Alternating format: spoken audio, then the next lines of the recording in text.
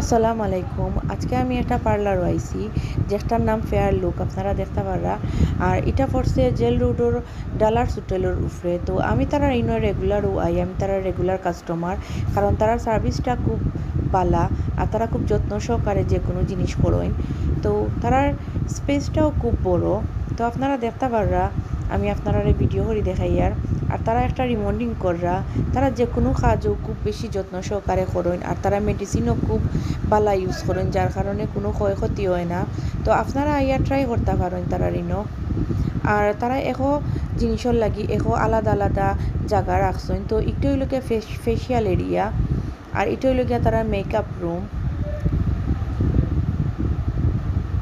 আর এটা রাখছেন অনেক সময় ব্রাইটও হলে আইয়া ফটোশ্যুট করেন। তো তারা একটা কর্নার রাখছেন যেটা ব্রাইট হলোর লাগি বা যে কোনো মানুষেও মানে ফটোশ্যুট করার লাগি।